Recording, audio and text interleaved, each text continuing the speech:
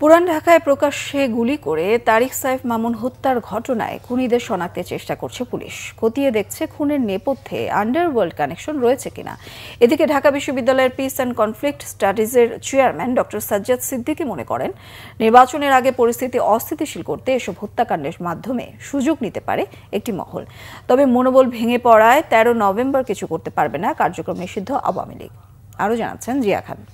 সোমবার বেলা আনুমানিক 11টা পুরান ঢাকায় দুই যুবক প্রকাশ্যে গুলি করে হত্যা করে শীর্ষ সন্ত্রাসী তারিক সাইফ মামুনকে। এরপর নিরাপদে ঘটনাস্থল থেকে চলে যায় ঘাতকরা। মামুন খুনের 24 ঘন্টা পার হলেও অভিযুক্ত কাউকে গ্রেফতার করতে পারেনি আইনশৃঙ্খলা বাহিনী।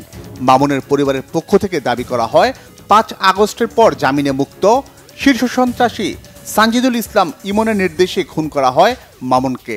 পুলিশ বলছে, খুনের ঘটনায় আন্ডারওয়ার্ল্ড কানেকশন খতিয়ে দেখছেন তারা।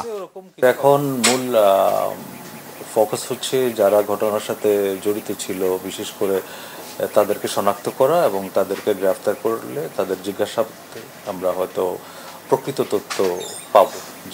পরিবেশ অস্থিতিশীল করতে এসব খুন খারাপের সুযোগ নিতে পারে একটি মহল। সামনে ইলেকশনকে কেন্দ্র করে নানান স্টেক হোল্ডার নানানভাবে চেষ্টা করবে যে ইলেকশনকে কিভাবে প্রোক্রাস্টিনেট করা যায়।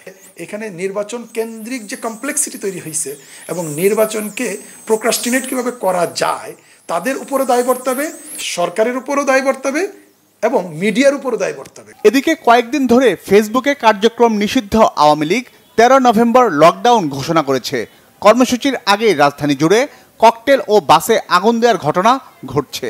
ডক্টর সাজ্জাদ সিদ্দিকী মনে করেন, বড় কিছু করার সক্ষমতা নেই কার্যক্রম নিষিদ্ধ আওয়ামী লীগের। পরাস্ত শক্তি, তাদের যে নেতাকর্মীরা যারা আছেন তাদের মনোবল ওই লেভেলে নেই।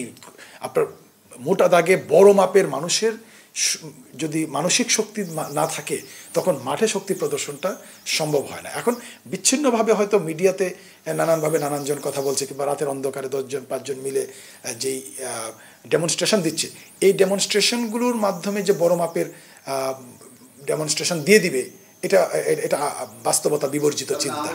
তবে পরিস্থিতি নিয়ন্ত্রণে সতর্ক অবস্থায় রয়েছে আইনশৃঙ্খলা বাহিনী। জিয়া খান, বাংলা ভিশন, ঢাকা।